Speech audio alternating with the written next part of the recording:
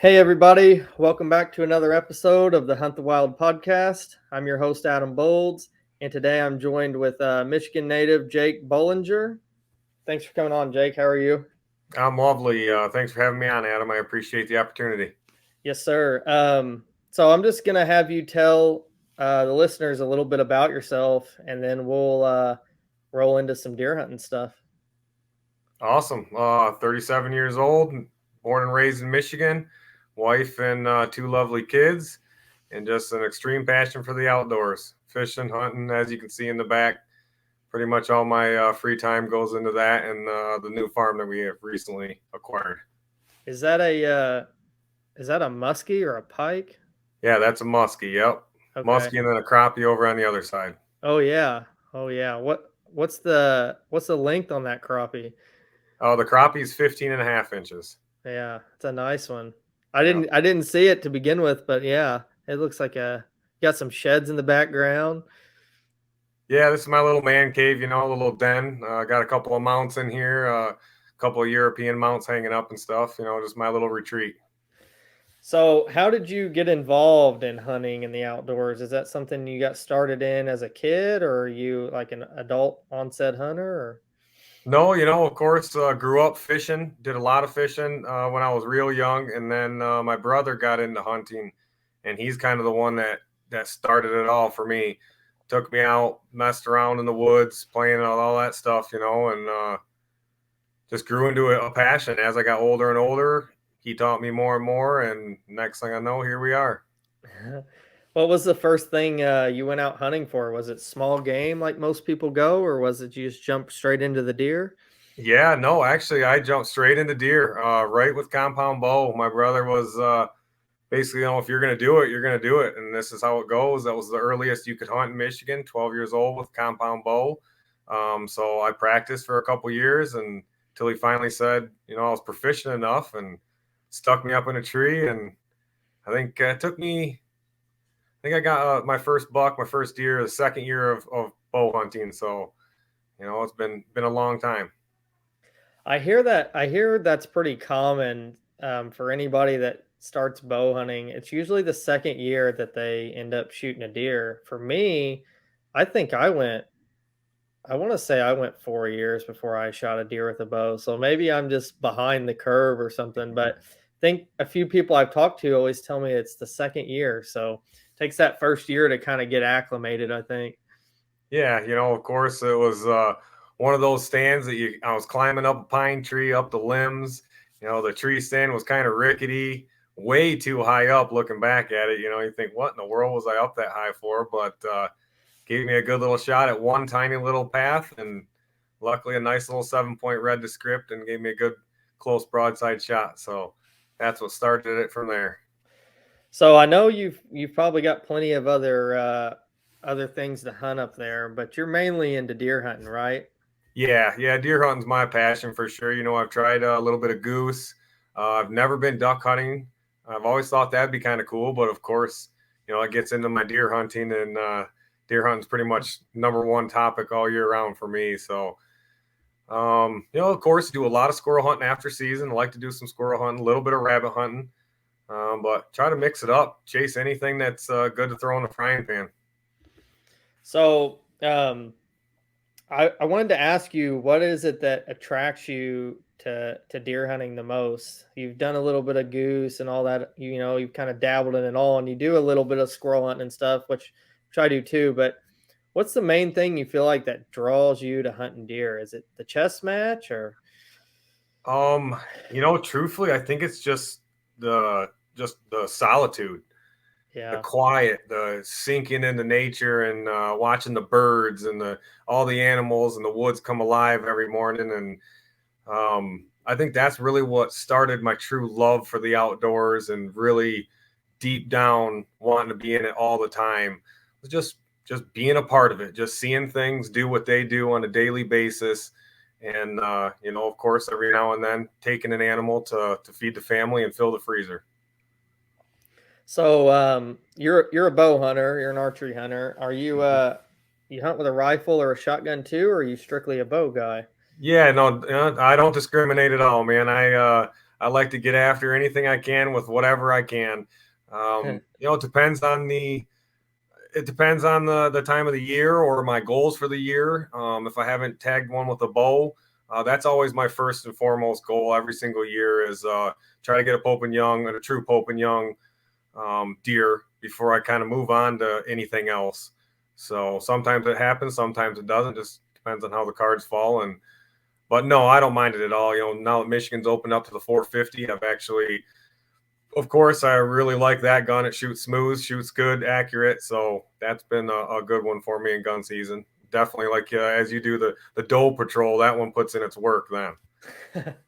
It's always nice to pick up a gun after a rough bow season. It's almost like it's, it's almost like revenge, as bad as that kind of sounds. But after you put in those, I think I went 60 days without shooting a deer. So I was after I got my buck during archery. It was 2 days prior to gun season. I was like, man, it's time to get the rifle out and put some of these does down because I had a rough season. So you grew up farming. I know we talked a little bit, right? Did you grow up on a farm or just farming for somebody else? Yeah, no, I didn't grow up actually on the farm. My family owned a farm, but where I actually grew up was separated from the family farm. But grew up right next to a farm. Did a lot of chores around there. Just being involved in it, taking care of some animals, moving hay.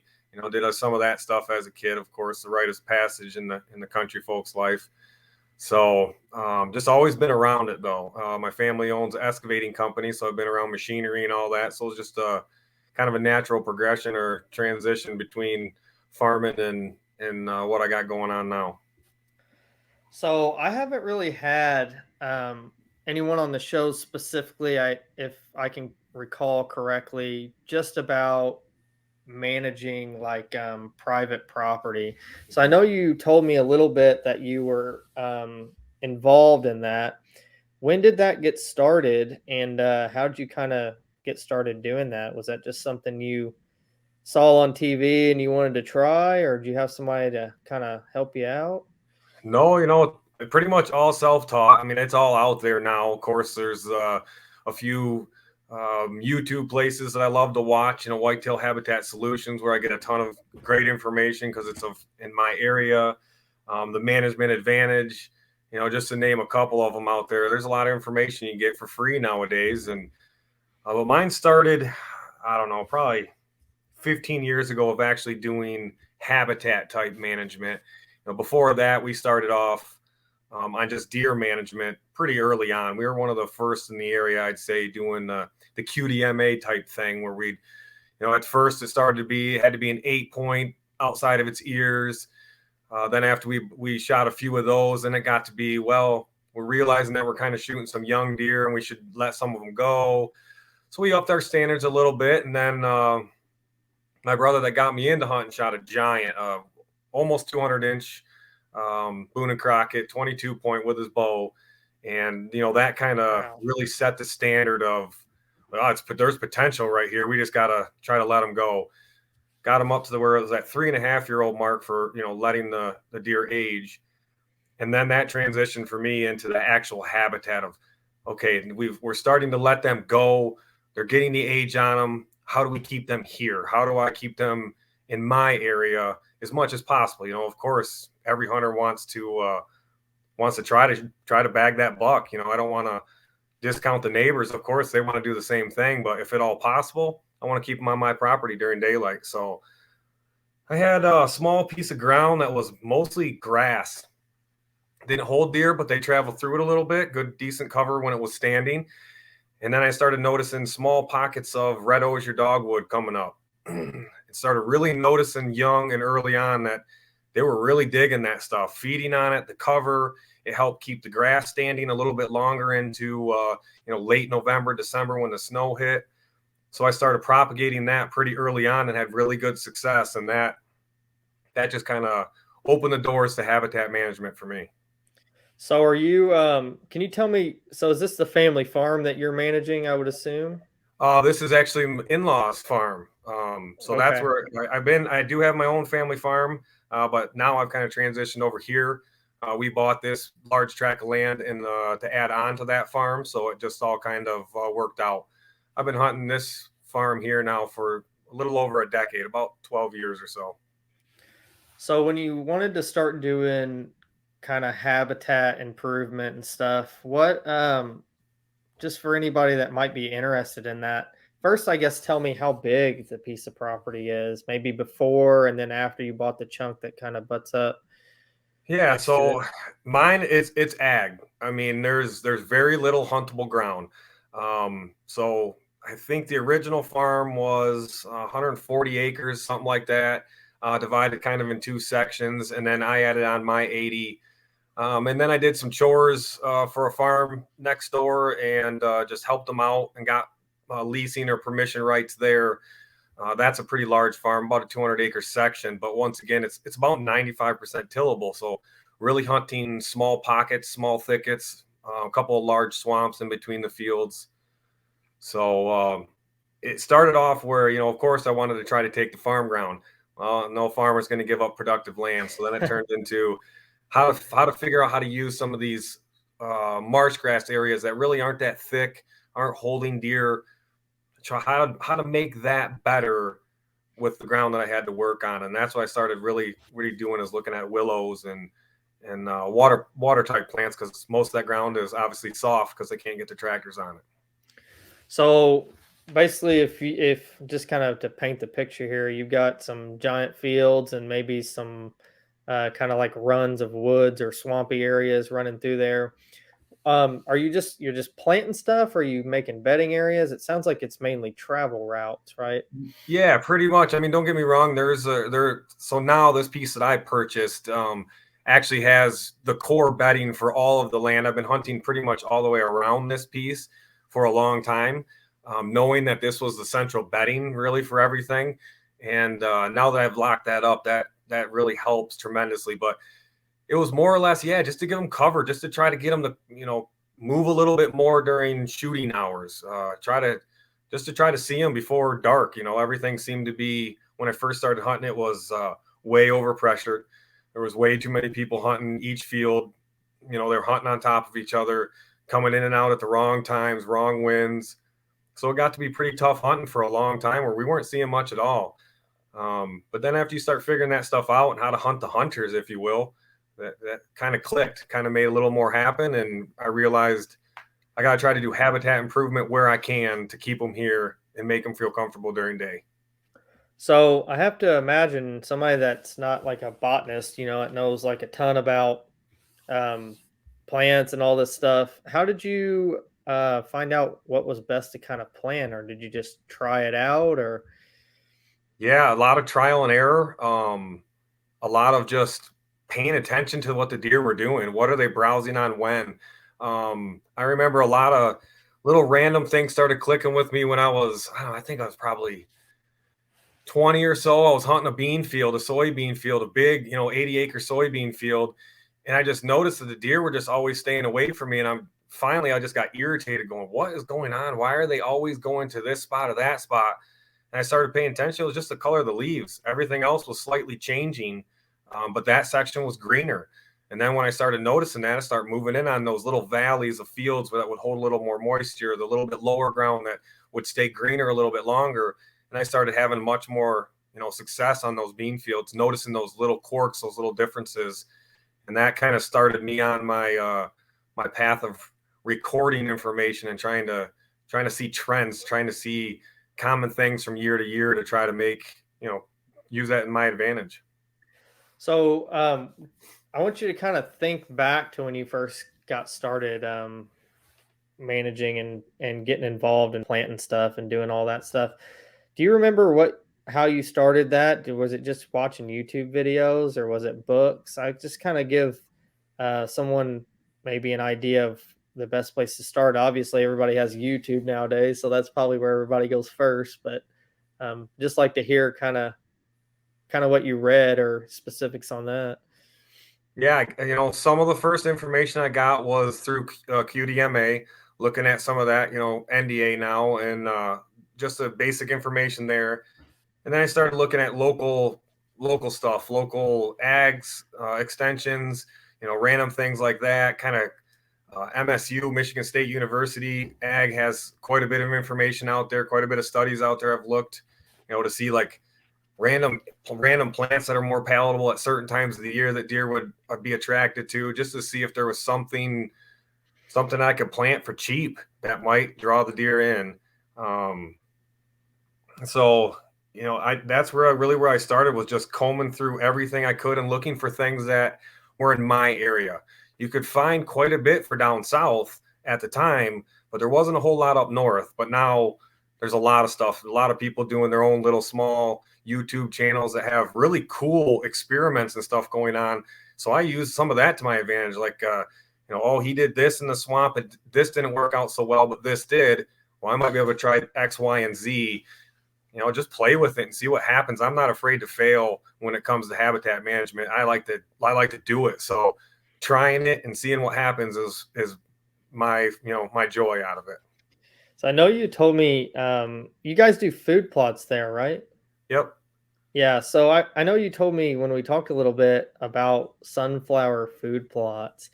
And around here they plant sunflowers for like dove hunts on state ground and stuff, but I maybe I've read it before and it's just kind of like slipped my mind, but I've never really recall hearing a lot about sunflower food plots for deer. Can you talk a little bit about that and kind of the So benefits and what you've seen?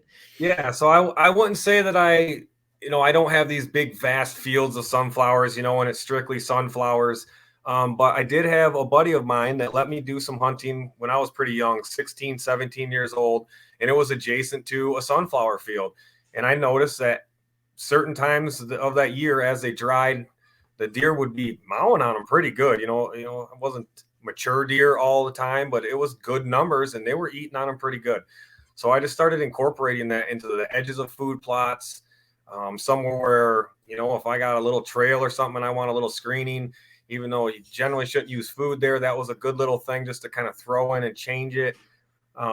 So I just started noticing that the deer would really like that added diversity, I guess, if you will. And I'd plant, good sections next to things. And of course that goes into multiple different things. I've seen turkeys eating on it, all kinds of different birds, squirrels, all kinds of stuff. I'm really about habitat management for all wildlife, not just necessarily whitetail.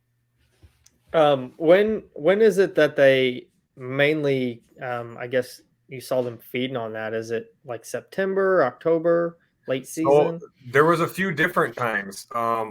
When the bud, I kept noticing when the buds were just about to open, they'd come through and about mow half of them off. So then I started doing double, that just to try to make through the browse pressure. And then once they dry out fully, when that head really starts to tip down, some of the seeds are falling out on its own. That seemed to be when they would come in and knock them down or eat them.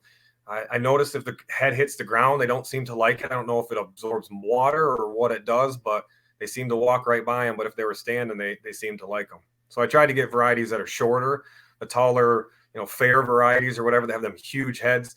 They just didn't stand up to anything. So a little bit smaller ones, kind of a pollinator blend type stuff, worked out really well. So, what kind of other stuff do you guys like to use, like when you plant food plots? I mainly hunt public land. I hunt a couple kind of private tracks, but nothing that I can till up and do a food plot in. So I don't know a whole lot about it. Is there certain like grass? I'm sure you guys probably grow corn and soybeans up there. Yeah, yeah. The main ag we have corn, soybean, and alfalfa. Um, so I always try to give them a mix. None of my food plots are big, 1, 2, 3 acre food plots. All my plots are pretty much the narrow, long plots, trying to guide their path of travel slightly, and because trying to take productive agricultural land is kind of difficult. Still the farmer in us doesn't want to give that land up, so you got to use what you can. And I've just noticed you use mixes like obviously your brassica mixes of all different types, your tillage radish, your kales, your everything you always hear about. That's really good to do on like half. I try to do that on half and do a crop rotation. I don't do a whole lot of tillage with actual machinery. So pretty much spray and no till, works out pretty well, other than when you get into a little bit bigger seed, some of the bean seeds or peas and stuff like that. You got to get in there a little bit further. So working the ground is essential for that. But I like to do half of that, and then of course if it gets a little sparse come right before season, I'll go out with winter rye and overseed some winter rye, 100 pounds of it or so, and that can go pretty much right on soil contact. So you don't have to have a lot of machinery for that. Clean the ground, kill competing weeds, you know, and you can spread it pretty close to right on top of the ground, or weed whip on top of the thatch on top of it, and that will hold good moisture and get that stuff to sprout pretty easily. So, if I'm following right or following correctly, you're doing a food plot on someone else's property too, right? No, pretty much it's either the in-laws or mine. I don't have it on anybody else's property. I was gonna ask you how do you talk that farmer into giving you a little bit of space? But I guess if they're family, it works out a little better. Yeah, unfortunately, even with family, that's pretty difficult. When a piece of ground can make you money, and most farmer mentality, as you probably know from Indiana, is deer aren't necessarily the thing they're trying to grow. So they're taking profits out of their pockets, and they're not really looking to feed them. So trying to convince them to give up ground for a food plot to feed deer isn't always the easiest thing to do. So you got to get inventive and find those small little sections that they can't quite get a tractor onto, but you can get onto in August when it's real dry. Spray the heck out of it come spring or whatever, and try to get ahead of it. And you just got to use every ounce of ground you have to your advantage. That's for sure. I think I think it's funny. You'll a lot of times you'll ask for permission, and you'll hear farmers talk about all this damage they get from the deer and stuff. But then you go ask for permission, and they're like, "No, I don't really want anyone hunting my land." It's like there must be a certain peak that they have to reach before they let anybody hunt it. They must really have to get a lot of damage. But Yeah. yeah, it's definitely something they deal with around here. Mhm. Could you kind of tell me what you most enjoy about habitat management? I know it's got to be a lot of work. Is it really worth it? You've been doing it for a long time, so I'm sure you're seeing either good results or bad results. Yeah, no, definitely. It's 100% worth it. Especially like I told you, that very first piece of ground that I started doing stuff on was literally just grass, and it wasn't even good quality grass. It wasn't like it was holding pheasant or rabbit. It would knock down at the slightest snow, any of that ice. So it was useless for the best time of the year that you really need that cover. So that's what just spurred it on, of seeing that red osier dogwood and what it would do, and some silky dogwood, what it would do to the grass and the pheasants and the rabbits and everything else. It really just took hold, and I just wanted to make every little inch of ground that I could hunt somewhat huntable. Instead of just looking at tilled fields in the fall, I wanted to have something, some kind of browse plot, some kind of food plot. Obviously, we all know the stomach of the deer drives the deer. That's what it's alive for. It's got to eat 5 times a day. And if you can provide that best food source next to its good quality cover, you're going to hold the deer. So that's my goal. So what is your food plot? What's the size of it? Is it like 100 yards by 50 yards, or is it smaller than that or bigger than that? So really, it depends on every farm is a little different. Every piece of ground is a little different. Um, the main one that I have that runs the farthest is a good 150 yards long, but it's only about 40 or 50 feet wide. So it's long enough that the deer can come out into that field perpendicular several times, or several different places, excuse me, but then their path of travel wants to be parallel to it. So they either come out and turn right or turn left. And of course, I set up my tree stands and blinds accordingly to try to catch them and head them off. And it's worked. It's worked really really good. And those size food plots tend to not hold the deer for a very long period of time, and that's what I've really really keyed in on noticing over hunting or over pressuring on these ag fields, is just access and then getting out. If you're spooking those deer off the fields at all, you're ruining days and days and days and weeks or whatever. Anybody that hunts Michigan or high hunter area knows that any slight bit of pressure is going to change the deer's habits for multiple days. And that turns into your neighbor's advantage. So access was 100% key. How you're accessing, when you're accessing, even staying up, sleeping in the morning. Wait until daylight comes up just a little bit, and then looking out in them fields. So I really wanted those deer to eat quickly, or at least have a place to come after bedding, eat, and then move off to those large ag fields. So that way they're not right on top of me when I need to leave.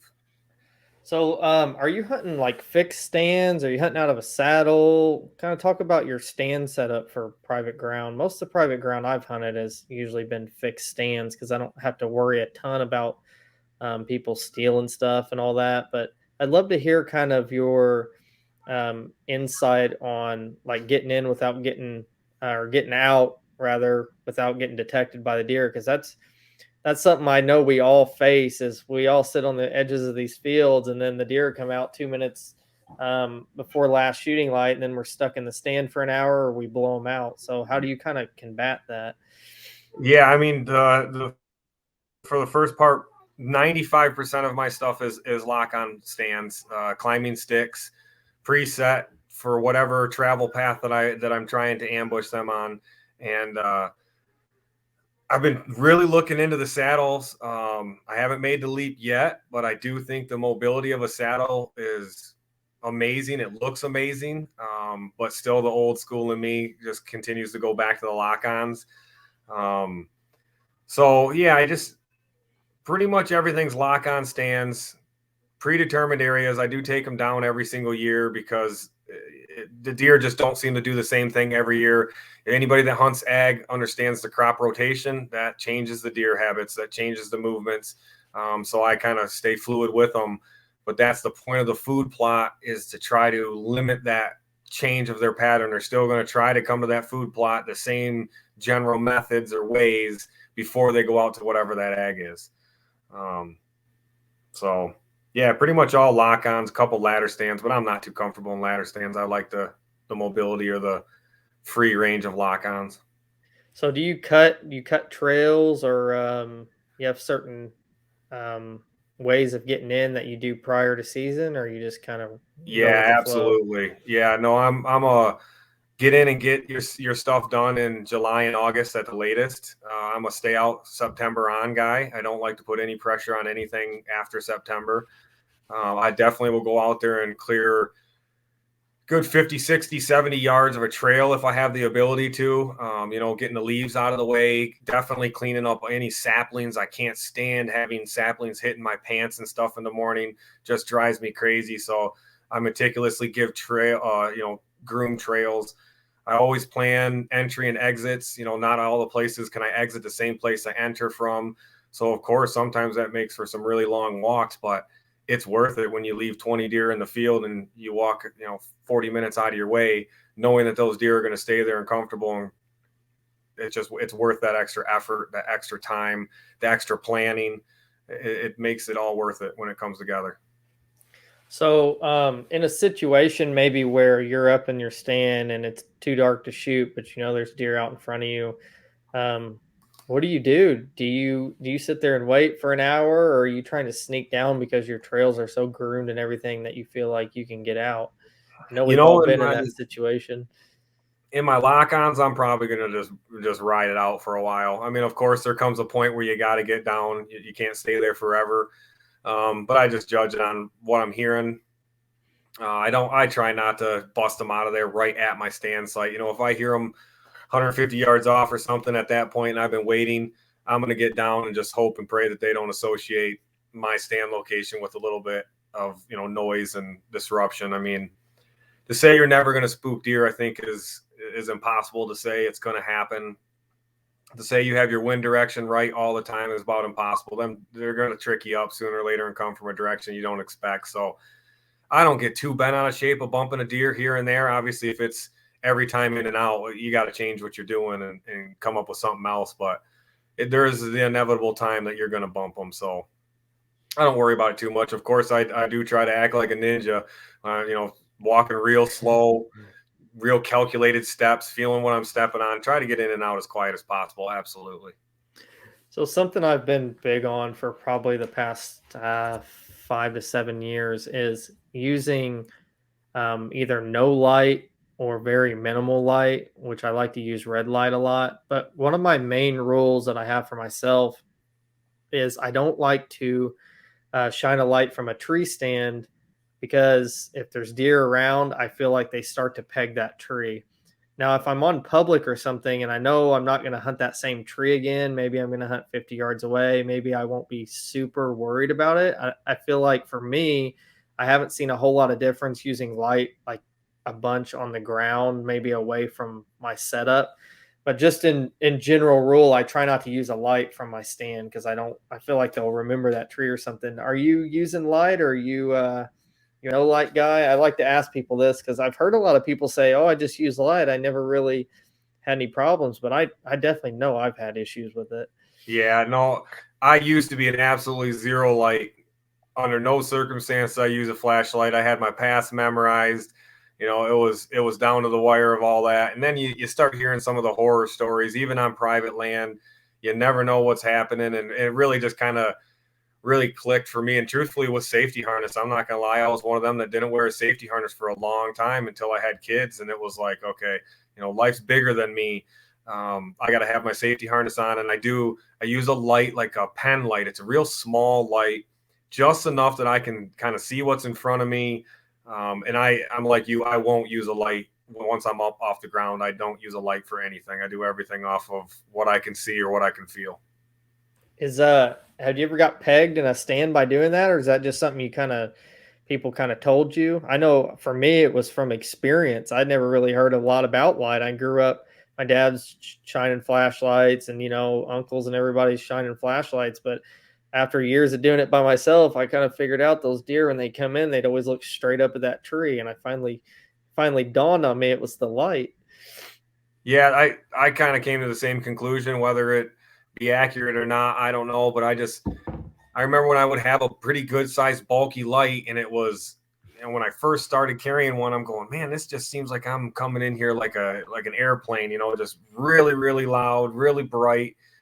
And I had some does, some really big mature does that were really weary of the tree, and I'm meticulous with my scent control. I don't use a ton of scent killers and stuff. I don't necessarily think that they're really all they're cracked up to be, but you know, keeping things aired out, rubbing my boots in mud and stuff, you know, natural smells, and they're still looking up. They're not smelling me. They're looking up at me, and I just didn't calculate with me getting busted with them.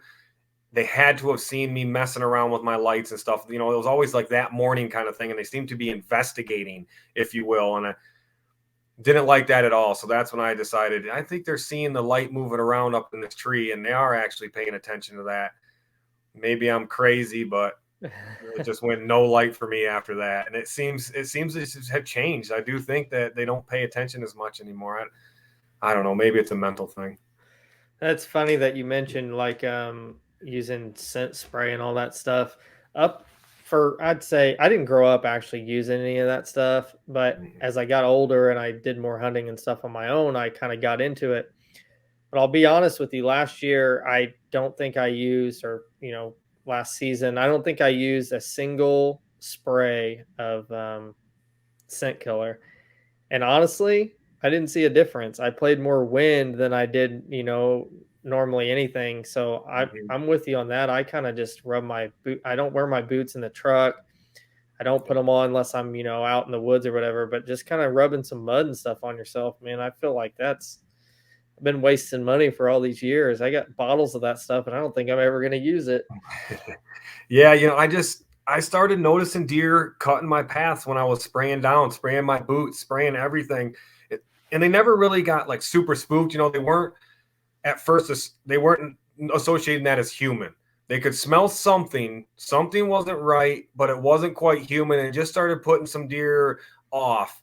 And I don't like that. Obviously, I want that first batch of deer to walk through pretty seamless, because generally, you know, that more mature deer is coming after that first group, and he watches or she watches that front group of what's happening. And I just said, man, I swear I think they're starting to associate that smell. They're starting to kind of figure out that smell of scent killer. Because, you know, you smell it, if you put it on your hands, it's got a faint smell of, I don't know exactly how to describe it, but it's got a faint little scent to it. And I think they started to figure that out or started to key in on that. So I just said, I'm done with that.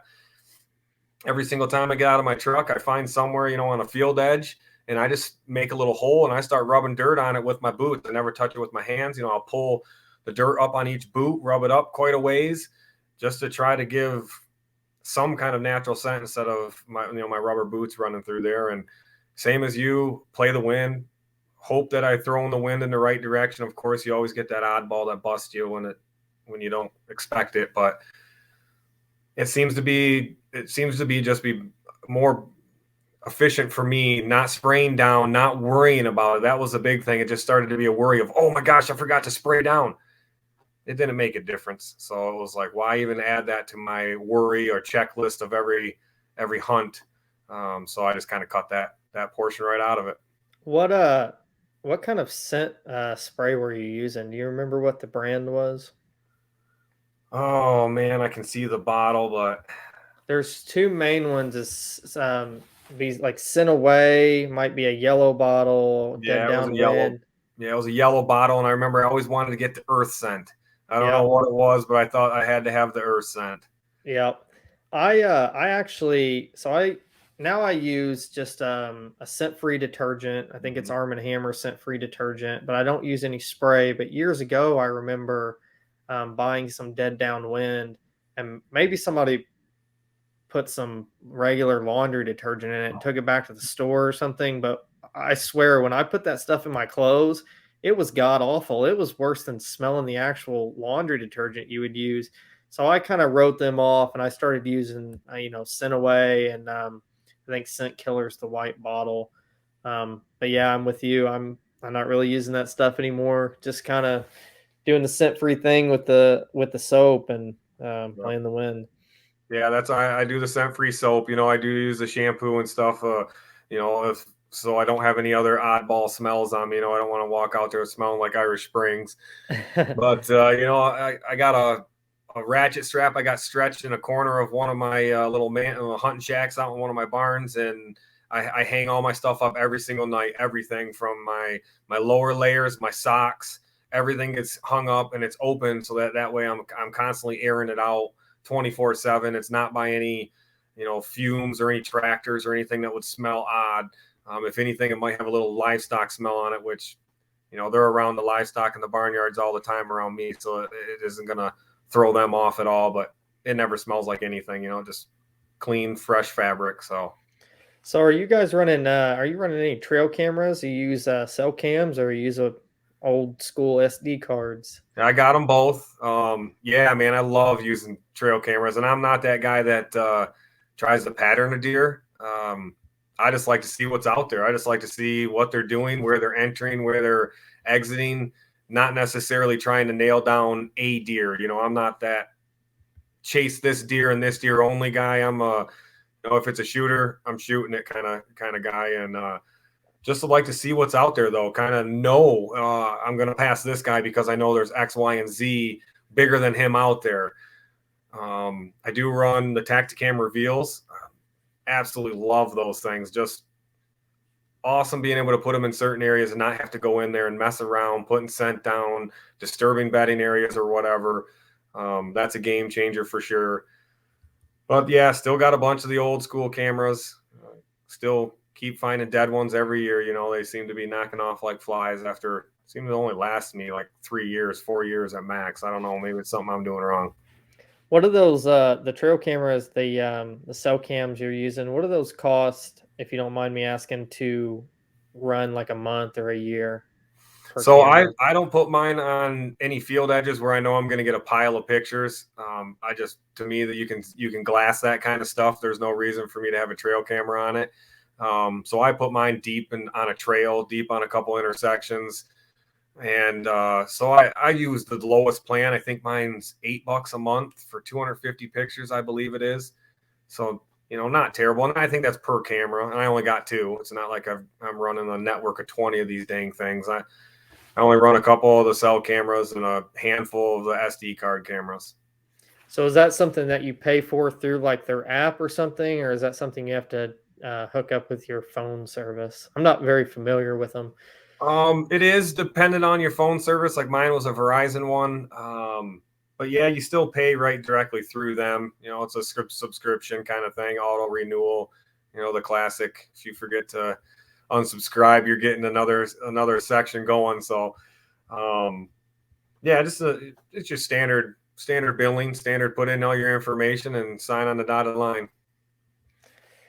So before we jump over, we're going to talk about some of your past hunts and patterning some late season deer. But this kind of just came up in my head. What's the deal with farmers being able to drive tractors right next to deer, but I walk in the woods and they just like spook? It's I just 100% accurate. I think I heard that on one of your other podcasts. I can tell you right now, they don't care about tractors. They just associate that with no trouble. I mean, don't get me wrong. You stop it and you open that door, they're not happy anymore. You know, they're not going to just sit there and watch you walk around. But when it's moving and running, they really don't care. And as a matter of fact, 2 years ago, very first hunt ever on my farm. I think it was the second day of gun season on my new purchase farm. Me and a buddy went out to a pop-up stand where actually we were going to another blind, and I heard the combine fire up. The farm ground is leased currently, and I don't want to, take that farmer out of his lease. And heard that combine fire up, and I said, "We got to turn around. We got to turn around right now. I got a plan. It's going down." So we came back to the house, grabbed a pop-up, grabbed a couple of chairs. Sure as heck, the combine fires up and comes into the field and starts cutting off the headlands and cuts a beautiful little path right to where I wanted to go. So we huck it right through the cornfield. Combine's still running. We're setting up. I'm literally throwing this pop-up up. It's like 5 o'clock in the afternoon, literally only 45 minutes of light left. Prime time for deer to start moving. I'm grabbing sticks. I'm throwing them. I'm not really caring because the combine's making a ton of noise all over the place. Get set up, talk to the farmer on the phone and say, hey, go to the other side of the field for the night. No more than he turned the edge of that field and goes to the other side of the field to stay away from us a little bit, the deer just start pouring out. And sure as heck, a real nice 3.5-year-old, beautiful Michigan buck steps out. And my buddy's running the camera. So I said, you know what, this is too good to turn down, and laid the hammer down. And so it was pretty nice to knock a nice buck down, first ever hunt on my own farm. yeah, it's funny. I always talk to farmers and stuff. They're always like, or people. They're like, I see deer all the time when I'm out farming. They're like, how can you not kill one? And I'm like, no, you guys just don't get it. Yeah, they know the difference. They know where humans are supposed to be and where they're not supposed to be. Hence the reason why they come up in the neighborhoods at night. They know what's going on. When we're out in their area, they know it's not for anything good. We're not there to be their friend most of the time, so they're out of there. So, you've killed some Pope and Young bucks. Is that correct?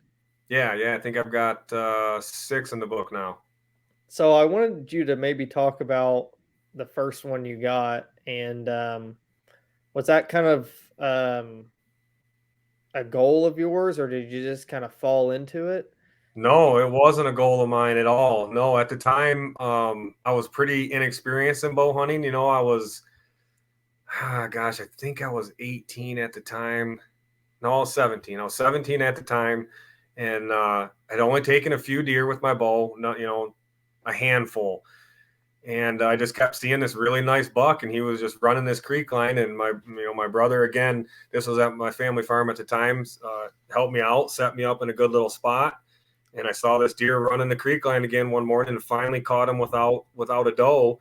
And the classic grunt and bleat call combo got his attention, and he came in on an absolute string. Like I had planned everything. He had read the script perfectly, slam dunk, made a killer shot, watched him fall. Couldn't have written a better script. Absolutely amazing. Yeah, it was great. So I hear a lot of people talk about like once they I'm not this way, and I guess I can understand it, but I hear a lot of people say once I shoot a 125 or whatever, the next one's got to be bigger. The next one's got to be bigger. Um, did you kind of arrive at that point after that, or are you kind of just hunting whatever you want now? Yeah, I kind of did. Yeah, when I hit that first one, that was real nice. Knew right then and there it was a nice one.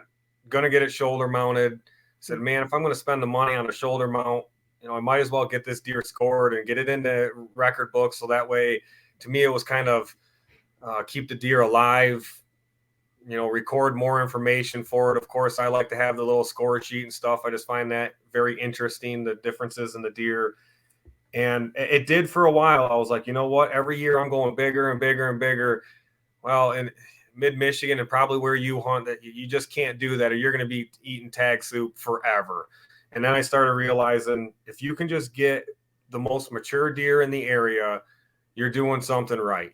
Try to get the most mature deer you could possibly get in your area and be happy with that. And when I started really doing that and letting some deer walk that most people, would see and go, what the hell are you thinking in my area? I was like, well, if you're going to pass, or if you're going to shoot the 115, the 120, which is a very respectable buck in my area of Michigan, you're never going to shoot those any bigger.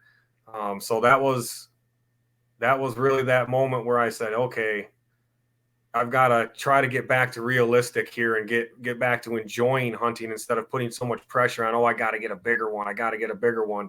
So it took, I think it probably took like another good 3 or 4 years before I got another true Pope and Young.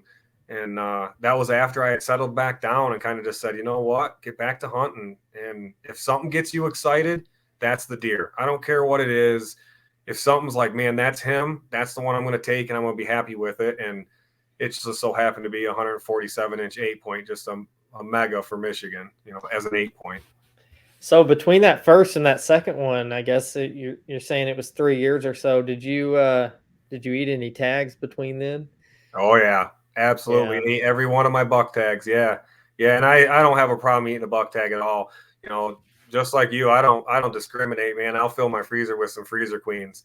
We got a lot of deer. We're not afraid of hurting the population. It's not uncommon for me to sit out and see 15, 20 deer, so I got to get some of them out of here. And there was a very good age class of does for a very long time around here where I was knocking down some 6.5-year-old does regularly, just big, huge does. So I didn't mind it at all. I had that in my head of, if I'm going to shoot a buck, it's going to be a mounter and it's going to be a good one, because why would I shoot a buck that's smaller that I can get just as much or more meat off of a doe or two? And that really is what kind of set my sights of, let some bucks go, let them walk. You're not out there you're not starving. You got opportunities to shoot other deer. And, I'm spoiled when it comes to that. I won't lie. I'm not the first to admit it. I'm very fortunate for the opportunity and all the deer that we have. So want to capitalize on that. So is Michigan a $1 state? It is, if I remember correctly. No, it's not. It's a combo. It's a combo, and actually, it's got really goofy rules this year. I mean, you really got to be up on your regs and paying attention to different zones. Some of the tags can be used different ways, but in my area, the combo tag is $2. $1 being restricted of 4 points or more on one side. It doesn't matter which one you take first. So you can leave yourself open to shooting a smaller one or whatever, or a goofy rack, or if you wanted to, if you shoot a nice 8-point first. And you also, don't quote me on how the tags work, but some of them you can shoot does with. So it kind of worked into more hunters' favors where if you buy that combo tag, you have a little more option shooting a doe and a buck, or a couple bucks if you're lucky enough. They definitely, it must just not be Indiana, Michigan, Kentucky, and everybody does that too. They try to make the regs as confusing as possible. Yeah, Try to yeah. catch Man, you. there's this little graph in the hunting digest that has got little deer with little points and little things on it. It cracks me up. I mean, it's not terrible to understand, but it does make me laugh at how they make it so convoluted. And and then certain areas are all weapons during muzzleloader season. Why even call it muzzleloader season? My area happens to be that area that, because they're worried about the CWD. So, yeah, it can be pretty interesting. You definitely have to be up on your regs if you're coming to Michigan. So have you've hunted a lot of private ground. Have you ever played with any public ground? Yeah, I have. Yeah, just briefly. And then of course the farm calls you back. When you're spoiled enough to have some ground like this, of course you don't want to. And I actually had a pretty interesting altercation in state land when I was younger, and that left a really bad taste in my mouth. So it kind of was why fight that kind of stuff if you have the ability to go somewhere else? And I just have never really drawn back to it much, other than out west and stuff like that. But here in Michigan, I'm fortunate enough to have this ground, so why not leave that public land to other guys that don't have that opportunity? And my area has some tremendous state land, just absolutely amazing state land. Every year, someone shoots a booner out of it. It's just unbelievable. So, my listeners love good, juicy stories. Is that altercation something you could talk about or no? Yeah, no, it was just that classic old fella saw me on state land. It was gun season, come right up to me and did the classic, threatened to shoot me, leave me in the woods. This is my spot. I've been hunting it for 45 years. You young punks don't know how to deer. It was that classic horror story you hear on state land. Here I am. I think I was only 16 or 17 at the time.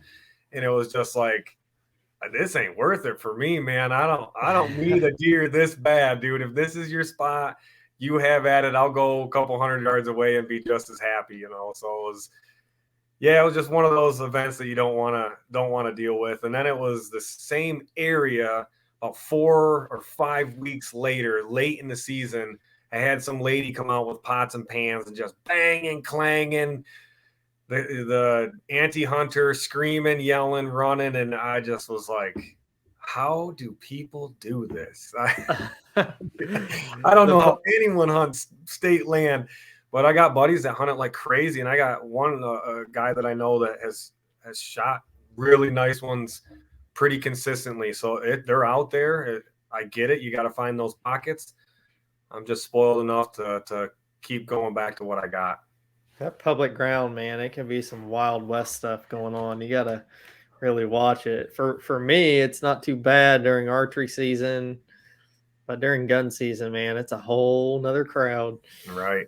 Um, do you feel like you'd shoot smaller deer if you were hunting public ground because you feel like you're not managing them, or is that something you're just kind of set out to shoot bigger ones all around? You know, in the situation I'm in right now, I would say I would still probably gun for that 130-inch minimum, even though I know that that's setting the bar. I'm not discounting that fact at all. But I think I would still probably be in that range. But don't get me wrong, if I'm hunting it and I eat a couple of tags for a few years in a row, of course I'm going to start lowering my standards because I'm a hunter. I do want to still fill a tag now and then. I still get the joy out of taking a deer. So I wouldn't want to take that away from myself when I'm out hunting. So I'm sure I would drop standards depending on what the area is. But I would gun for a good one for the first while at least. So now that you're in the book multiple times, you feel like you finally figured them out? No, no, you'll never hear me say that, man. No, definitely not. That's one thing I will say that I think I have figured out is that every single deer is different. And when you hear about personalities, I truly, truly believe that every deer has a different personality, man. I've hunted those deer that are just completely antisocial by themselves, will take a mile to get out of their way to stay away from big packs of deer. And I've hunted that are so social that they're butterflies and you see them 150 times before you finally get a shot at them. I just really truly think that each deer is so different that to say that you've figured out how to shoot giants, I don't believe it. There's not many guys that I'd listen to when they have that. Of course there's some that have racked up way, way more trophies than I could ever imagine that have got some stuff figured out. But no, I'm never going to be that guy that says I've got this figured out. Yeah, I think a lot of us like to think that we have them figured out, but in reality, none of us have them figured out, and it Yeah, always now I will say changes. I do think that I've got my area pretty well figured out on how they use it. Yeah. That I will say I think I've got that pretty well nailed down. Of course, there's always those outliers. There's always those neighbors' dogs. You never know what the situation may be. Some of the farm is separated by roads, so I've had multiple times where I'm looking out and seeing a big group of deer coming towards my area and a car stops and sees the big one and pushes them off, and they're not coming that way anymore. So there's obviously an element of luck in all of it too. So I wanted to touch a little bit on scoring a buck. I've actually never scored one. I'm not one of those guys that is super good at guessing. Maybe because I didn't grow up scoring and stuff. Do you you do a little bit of that yourself, or do you always take it somewhere? I mean, obviously you got to have it taken somewhere to get in the book, but are you pretty good at putting a tape on them? Can you talk a little bit about that? I would like to say I'm decent at field judging. I use the classic, most whitetails' ears are about 7 inches long. So I use that to do a quick math if I'm looking at a deer that I think is close. But most of the time when I'm out hunting, I make my mind up pretty close. I did really struggle with target panic when I was younger. When I'd see a big one, I get too caught up in what it was, and just would blow hunts left and right. I blew some hunts on some absolute giants that I wish I could go back on because of just worrying too much about it. So now I make that decision quick. But after you're fortunate enough to get one, I always like to throw a tape on it myself. I've noticed no matter how much time you put into it, you're going to be high on own. The professional scoring is so fine line and so intricate that it just boggled me on how much you can over exaggerate a deer pretty quickly in your shop compared to what it actually physically scores. And I think that's caught a lot of hunters. They think, I shot this 140, and then they get it. And don't get me wrong, it's a 130 and it's still a beautiful, respectable deer. But there's a big difference between a 130, 140, 150. You start adding some bone on in a hurry.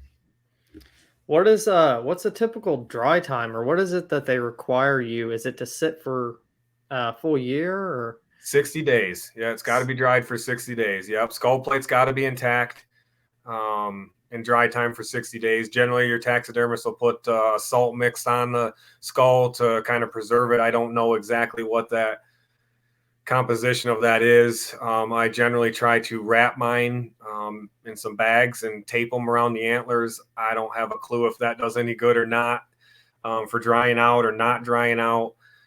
I've heard stories of quite a bit of loss, from dry out, which is probably why they make you wait that time. I don't get that worried about it. So to me, the deer is what it is. I do have a guy where I grew up that measures Pope and Young's, and I go back to him year after year. If I'm lucky enough to get one, he's my scorer. I go back to him, and we just have a good relationship. And I go Pope and Young first. CBM in Michigan here, it's the Commemorative Bucks of Michigan, has their own scoring systems. Well, it's the same system, but their own scoring books. Had a guy that kind of rubbed me wrong at a show, and I just haven't really gone back to CBM. Just keep staying with Pope and Young. I'm a member of Pope and Young, life member of Pope and Young, and love what that organization is going for. Has the same values that I have. So that's why I stick with them. so for anybody, I guess maybe I'm asking this for myself. How do you find somebody to score your deer? In Michigan, I'm sure it's probably similar around here. Is there like you go to DNR and they have like a list of people that do it? I'm sure they have to be certified and everything, right? Yeah, if you're going for actual books, yeah, they got to be certified scorers. I'd say your best bet, at least for Pope and Young, is to go straight to Pope and Young's website, and they have areas and regions, and they'll list out who's from what county or what city, and you just kind of pick your closest one, until you start a relationship with one or whatever, and then you, like for me, I just literally randomly was like, oh, I know exactly where this gentleman lives, and we just hit it off. He was a nice fella. He's a great guy, loves the archery hunt. So I continue just to go back to him just because of the relationship that was built. But Boone and Crockett's the same way. You can get on their website and they have all kinds of scorers listed, so you can find the closest one to you. It's pretty easy. Got their phone numbers, just give them a call. Almost all of them, there is a scoring fee. Might be reduced if you're a member, but most of them still have an entry fee that you have to pay to get it put into the actual book. What is that entry fee? Do you know? Oh man, Or just a ballpark I range? Is it want to say Pope and Young is $40 for the measuring. I could be wrong on that. Maybe it's 60. it's somewhere around that. It's not terrible, not terrible price. And then they'll give you a nice plaque score sheet and stuff. That's kind of nice. They also have an option of getting some laser engraved wood plaques. I'm going to get all that stuff done so that I can hang them under each one and kind of give them a little more showcasing, if you will.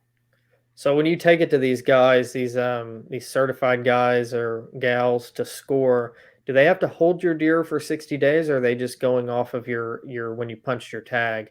Yeah, nope. It's pretty much on when you said you killed it. I'm never so fine line that I'm like, hey, it's 60 days. You can measure it tomorrow. I mean, some of mine sit for a long time. Like this last one I just got from from 2 years ago. That one sat here in my den for 9 months or something before I had it scored. It was a long time, so I don't get too overly worried about it. But no, you take it to them, right to them. They level the antlers up. They start marking out where the tines meet the main base. So they're nice and level, and that's where they score off of. A lot of people, I think that's where they gain a lot of inches, is they go too far down into the mains and not where it's actually parallel. And then of course mass. A lot of people mistake that your mass scores are your biggest diameters that you're getting. It's not. It's your smallest. So that changes your scores quite a bit because mass piles on. A mass deer will outscore a tine length deer most times in most situations. Mass adds a lot of inches in a hurry. So I have to ask you, and I know I probably already know the answer, but have you ever had any negative effects from having one like scored? Maybe you had the plaque up on your wall and somebody was like, I don't know, that's supposed to be my deer or something. Is there anything negative that comes from putting one in the book? You know, I I don't know necessarily that I've had any kind of events like that, but I've definitely had people say like, "Why? What's the point? Like it doesn't do any good. You're just showing off." And for me, it's just the record keeping. I love that record keeping side of it.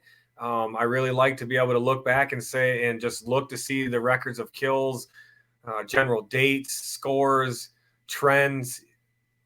I kind of surprised me at how much I like that aspect of it, the scoring and the record keeping. But that's really the only kind of thing that I've had people say is like, just why? Like, I don't see the point in it. Like, who cares? It's a nice buck and be happy with it. And that's absolutely correct. And if that's your outlook, that's perfectly fine. I just like it. It's just kind of a cool little side thing that after the hunt's over, you get to get immersed back into it all over again, kind of deal. Yeah, I think I'm gonna have my buck from this year scored. But I wanted to ask about that before I have it scored and I have a plaque put on the wall. Maybe there's something I need to know um, about people No, attacking me about it. no, I mean, most of your hunting buddies or hunting friends are going to come up and like it and dig it. I every now and then I'll pull them out and just reminisce at them too and look at them and kind of remember it and go through the hunt again. And to me, a really nice photo. I like to wash my animals up. I don't really like to have the blood. I don't really like to have the tongue hanging out. I like to have a pretty good, classy picture. It's just my style. I like to showcase that animal. I don't want to turn it into any kind of negative if I don't have to. So that's just another way of it for me, is giving the animal a little more credit of what he grew. He grew that, and that's a pretty darn cool thing. So I wanted to jump in a little bit about late season bucks. Is Michigan archery still in, or has it gone out? Nope, it ends January 1 is the last day you can physically hunt on January 1, but bow season does start October 1st and run all the way through. Even though the reg book kind of looks funny for November 15th gun season, but you can hunt with your bow all the way through, and field buck tags all the way through too. So you have a pretty long archery season if you so choose. So I've got to ask you, can you pattern late season bucks and kind of talk about how that differs from early in September or October compared to late season? I know you've probably got different crop rotations and crops come in, go out, and is it Yep. possible? It is definitely possible. I would say it's probably your best time to pattern them. Truthfully, I mean, at that point, I don't remember what. one of your podcasts, maybe episode 16. Well, I think it is. One of the guys was talking about does and bucks bedding together in pretty large groups, and I've noticed that same thing. You hit that around Christmas time, at least up here, you start to get those bucks where they start to bed with those does in big groups. And personally, I think it's just safety in numbers. You know, they're so pressured, so stressed at that point. They're looking for any kind of little bit of help they can get, and they do start to become almost as patternable as the does. I mean, food, bed, food, bed, food, bed. And of course, if you have that best food source around, whether it's standing beans, standing corn, a food plot of brassica or some rye or any of that type of stuff, if you've got some good food source around, you're going to hold some deer. But late season can also be super humbling because they're there one day and they might be at your neighbor's the next, you know, and you're in them, you're in the chips for a couple of days, and the next few days you're not seeing a darn thing. And it might not be anything you're doing. It's just seems to be, at least around here, that they kind of move around. That herd mentality, that winter yarding mentality, kind of pushes them around a little bit. So you'd say late season's all about the food then? Yeah, for me, that's what I'm going for. You know, I try to, you know, I'm if it's been a really hard pressured, and I'm not seeing a whole lot of deer activity. Of course, you know, I'll push in a little bit, but I'm going to intersect them on the way to the biggest food source that I can find, the highest quality food source that I can find in my area or my place to hunt. Um, and that's generally where you're going to see them. You know, second to last day of season this year, I was out with my bow and wound up having, I think it was 17 deer total, and 9 bucks. You know, and all of them were pretty nice, 2.5 years old plus. And I passed a nice, what I thought at the time was just a decent 120-inch, 3.5-year-old, and wound up getting a trail cam picture of it. And boy, did I make a mistake. It was an absolute nice, beautiful buck. It was a 7-point. It was just one of those moments where I was like, man, and that was all based off of what I was watching in the cut cornfield and what I was seeing from a distance, you know, during hunting with gun up until that point still. And I started noticing what they were doing, and it was pretty regular. And I said, all right, well, here it is, make my play. And they did exactly what they've been doing. So I would say that's the definition of the pattern right there. You see them do it more than one time in a row, you better make a move pretty quickly before something changes, and get on that if you're doing that. You know, like I said, I like to pattern deer. I don't necessarily pattern a specific deer. I did that one time, and I wound up shooting that deer. And I remember kind of an odd feeling when it was all done. It was like, this is over. Like, man, oh man, I put a lot of time and effort, and I knew this deer, and I knew exactly what he was going to do and when he was going to do it. And it kind of, that was that moment that changed me of pattern deer, don't pattern a specific deer. I just didn't like that method of hunting. I know a lot of guys, that's what they try to do, and that's awesome if they can do that. But that wasn't me. I didn't really like to do that. I've patterned a lot of deer, but I've never been able to seal the deal on it. Come pretty close. I came pretty close this year with a 10. I was chasing on public, and he gave me a shot like a minute after last shooting light.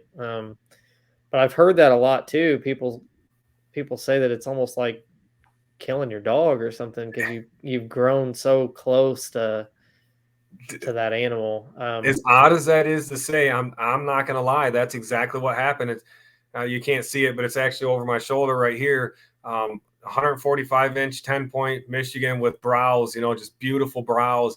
And of course, I saw him the year before, passing with my bow several times, knowing that he was going to, you know, balloon into a nicer buck. And then I got him in velvet, and I said, wow, you know, this is a really nice buck. And then I started figuring out where he was coming and where he was going with certain winds. And it just got to be like, holy cow, like I know this deer is going to be here on this date with this wind. You know, if all that stuff lines up.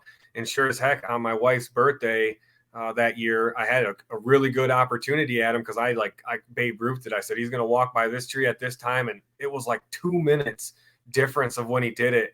And I just like, whoa, this is a little too intimate for me. That was when it kind of was like, I don't know. I felt a little dirty, if you will. I don't know. I felt like I cheated. I felt like I did. Like I knew him too well to have had that story end like that. Even though I punched the center, punched him, he died in front of me. Everything was perfect. It was a little weird. So I just decided from there on out, I'm going to look to see what the deer do, but I'm not going to chase a specific deer. Yeah, of course, I'm going to have my, number one, number two, number three, number four that I'm watching, but I'm not going to restrict myself to chasing just number one or, just Charlie or whoever you want to call that that buck. So, So you killed that deer on your wife's birthday, huh? oh no, actually, I'm sorry. He gave me a really good opportunity that day, and I did not get a chance at him, but I knew exactly what was going to happen coming his cycle, like how he would enter and exit my farm and how he would come back. And sure enough, it was like that morning I said, it's going down. This is going down. I took off work. It was a Wednesday. And I remember telling my boss the day before, like, the pressure's up, the front is through. This is the day after the front. You get that 30 to 31 inches of pressure, get out in the tree, man. That just get out in the tree. So I said, I'm going. And sure as heck, I took that Wednesday off, and he was done at 9:15 coming back to his bedding. I caught him right before he slipped into his little bedding area. Is your boss a deer hunter? He wasn't. No, actually, luckily, just very understanding. And I always save my PTO time for that time of year. Wife used to hate it, of course, because it was using PTO time for that instead of family time. But you budget that a little better now. So I pick and choose a little more. I pay attention. One of the other podcasts you guys were talking about the pressure. I am 100% on board with that. That 30 inch to 31 inches, you get around there and moving up, the deer are going to be moving. So get out there. I don't care if it's 80 degrees or not. They move. 30.25. I see that. I gets my heart racing. That's my Yep. that's my sweet spot. Yep. I was gonna ask you if you killed that deer on your wife's birthday, if that made up for you skipping out on her birthday plans, but I guess that's not how it played out. No. Luckily, at that time of year it gets dark pretty early, so I still got to get back in time before I got in too bad in the doghouse. Well, what do you feel like the biggest mistake is people make when chasing late season bucks? You feel like it's maybe not focusing on the food, or you feel like maybe it's something else? I think it kind of goes back to what we were talking about access. I really think most people they get a little sloppy come late season, especially if they're gun hunting. They think I can get away with this a little bit more. And to me, I think that's the time that you don't want to do any of that. You got to be on your toes. The deer have been through the war. They're on their toes too. They're watching that stuff. I see a lot of deer bedding where they can see, field edges, like long, vast areas. So you come trouncing in that field thinking, yeah, I'm not blowing them out of their bedding. Well, they just watched you walk in, so they're not coming anywhere near you either. So I really think that's most of it is accessing and leaving. And I speak mostly for ag here. You enter into that field and you leave in that same field, you're going to bump a lot of deer, and just it puts pressure on them. And late season like that, they're going to be gone for multiple days. They're not going to be just gone for a day and then come back. They're at that point where they're going to be gone for a week straight, maybe not even come back. They're out. They're going to go find some other little pocket with no pressure. So slipping in and out, I think, is one of the biggest mistakes. If you're already on the food source, you got to make sure you're getting in and out of there clean. Yeah, I find that pretty interesting that you talk about kind of getting sloppy late season, because I'm sure we're all guilty of it. I know that I get to a point where I'm like, I've walked down this field a mile and a half, I've walked here 10, 15 times. Sometimes you just get to you're rushed after work or whatever. You get to the point where you just get sloppy. And that's a really good point. That's something that I probably need to work on, is kind of staying on my A game maybe all the way through the season, because it seems like the more frustrated you get, the more sloppy you get, which in turn makes it more frustrating. Absolutely. I mean, especially when you're grinding that long, you put in that much time, and you know how it goes. 30 seconds changes your season. So that one little decision of sloppiness for you could literally just reroute your whole season. So I try to stay on top of it. Don't get me wrong. I slip into that sometimes too, but I try to stay on top of that as much as possible and just stay on my A game and make sure I'm going out of my way to access things and not bump deer. And I really, truly think that's what's really changed my hunting, my entire hunting career and hunting success. So in my first podcast, I think I put it out a week before Kentucky archery started. So I'm in Indiana, but I hunt Kentucky. It's just right across the river, 20 minutes. So I hunt both. But I talked a little bit about doing a hunting journal. I was going to blog everything, write everything down, the pressures, the wind, all of it. And I didn't do it. I didn't do it a single time. I fell off almost instantly. So I know I talked to you a little bit about that. So I wanted to touch on that and kind of ask you how you got started journaling your hunts and Yeah, what was yeah. the When I reason heard behind it. that, when I heard you guys talk about, I think that was what, Brett Morris, I think is his name or whatever. Yeah.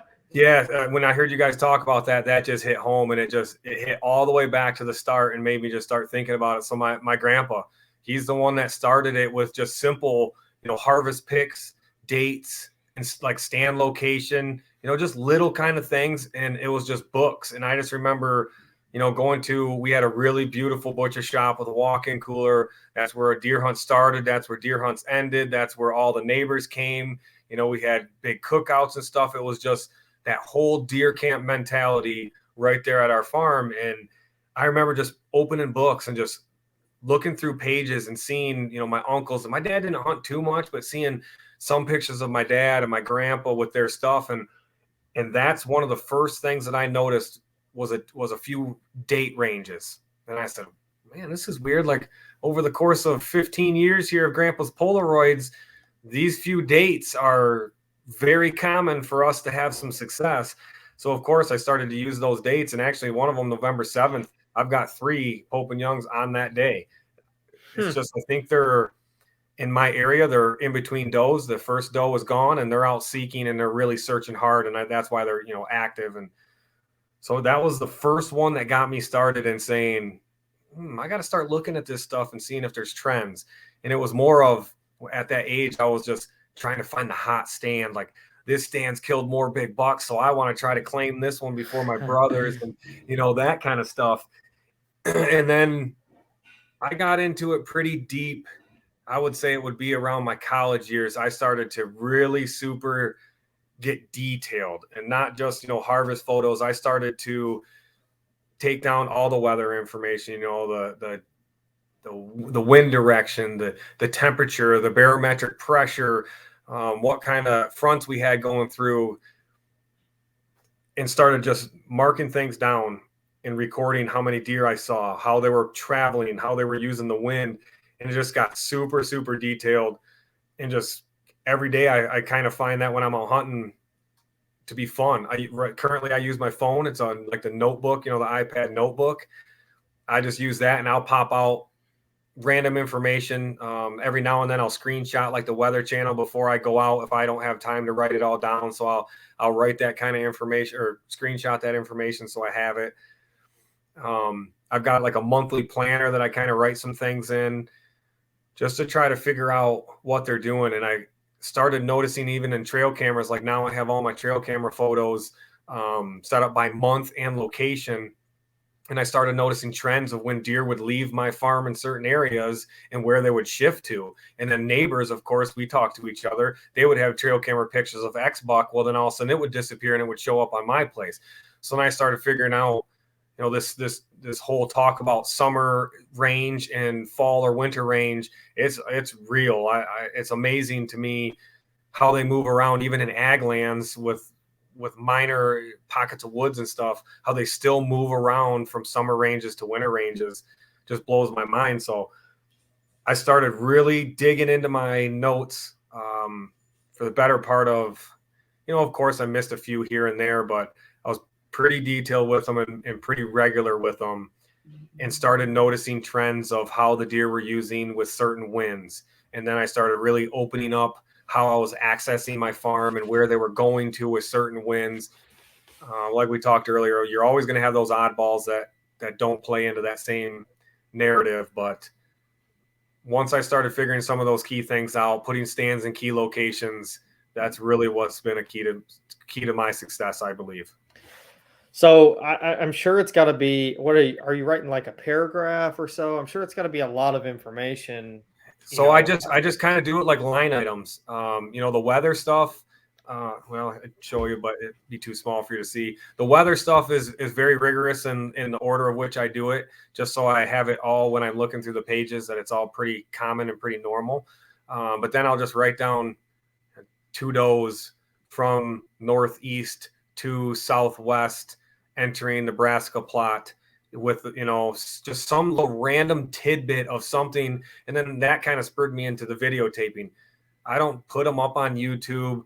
I don't really share much of them on the Instagram or anything like that, but I have a lot of video of just deer walking, and it may seem boring and monotonous, but I would watch some of that stuff and pick that up. And that's what kind of made me switch my trail camera settings to two pictures and a photo or a video, excuse me. That video shows you so much more of what is actually happening, where the deer are coming from, how they're interacting to each other, where they're going. And I just started to write all that stuff down and start noting that stuff and categorizing that stuff. And it's really honed in on, in my area, three, it's like super, super hot spots. And all of my bucks have come from one of those three spots. So I have to imagine every time you go out and hunt, you've got to scroll back and look at those dates from the prior year, right? Mm-hmm. Every time you go. Yeah, I mean, it's not really every time I go. It's kind of a year in reflection. The last few years I haven't done as much of it as I would really like to with the kids. Winter scouting has pretty much been non-existent the last few years.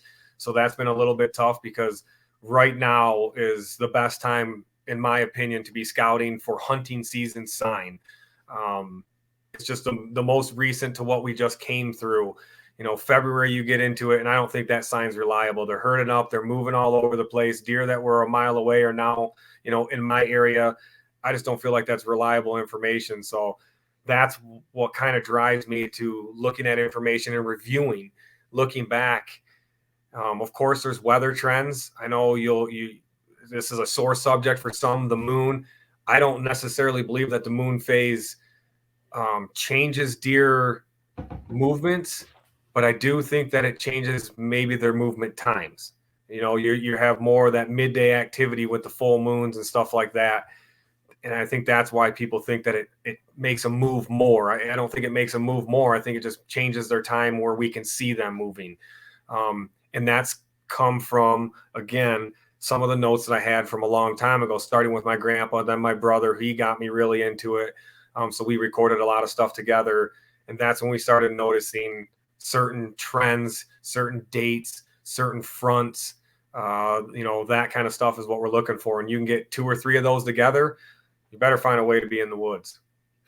That's when it's hot. Yeah. Are there any downfalls of journaling your hunts that you found? Do you ever feel like it maybe you'll read one and you're like, oh man, it's a hot day, and then you go and you don't see shit and you're just like, because I could see that maybe negatively affecting you. Absolutely. And that was when I first got into it and thought, I've got these bucks figured out. I've got these trends figured out. This is going to be shooting fish in a barrel, chip shot. We're in the money, kind of mentality, being a young, semi-successful at the time.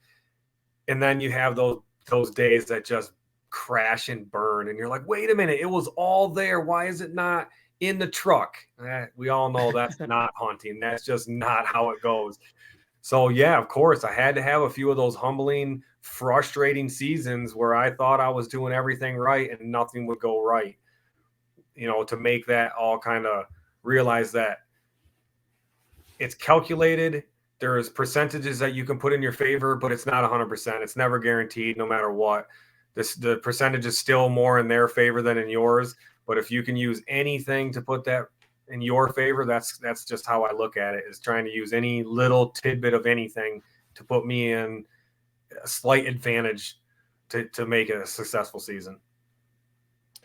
So being in the record book a few times, would there be a number one piece of advice you'd give to somebody that's maybe trying to work towards that goal? Definitely hunt your hunt. Don't listen to everybody else out around you. Everybody else's goals can't be yours. You really gotta take into context of where you're hunting, what kind of pressure around. You can't kill a 4.5-year-old buck if a 4.5-year-old buck ain't there.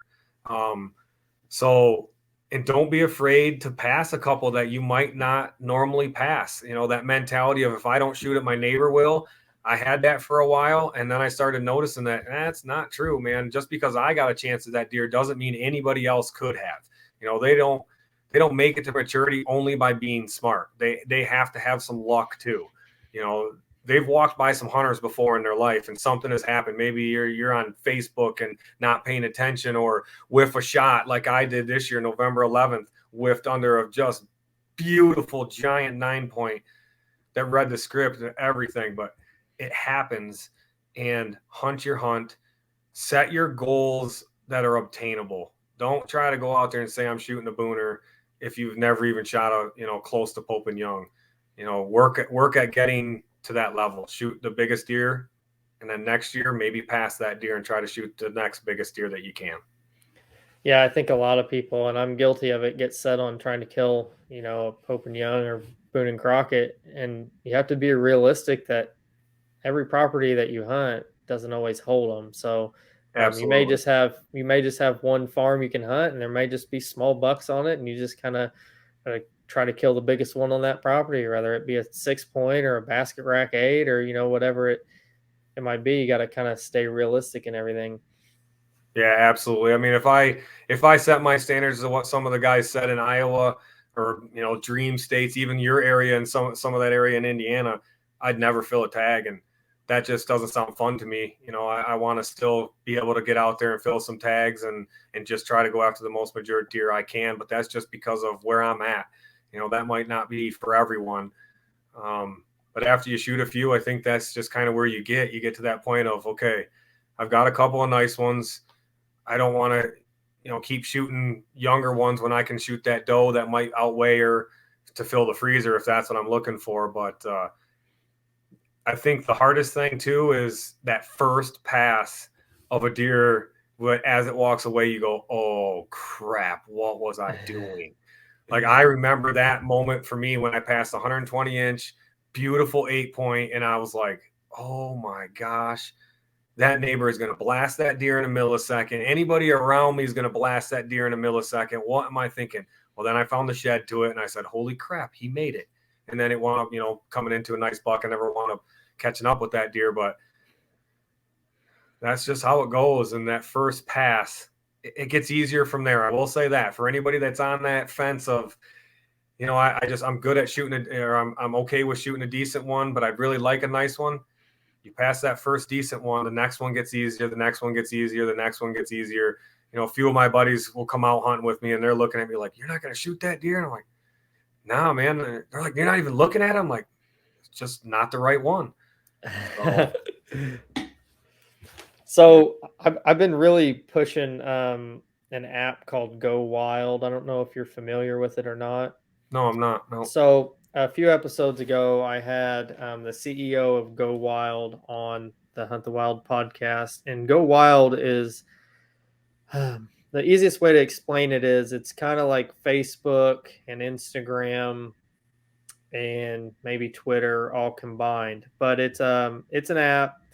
Download it on your phone, and it's strictly for hunters. They don't do any kind of censoring, any kind of they don't take anything off that you would normally. I don't know if you've had any issues with people taking pictures down on Instagram. I know Oh, yeah. I'm on TikTok and all that stuff with the podcast, and I battle that on the daily. But Yeah. Go Wild is all hunting. It's outdoors. They got different threads on it. If you want to search only shed hunting, they've got a thread for that. If you want to search deer hunting, they got a thread for that. Coyotes.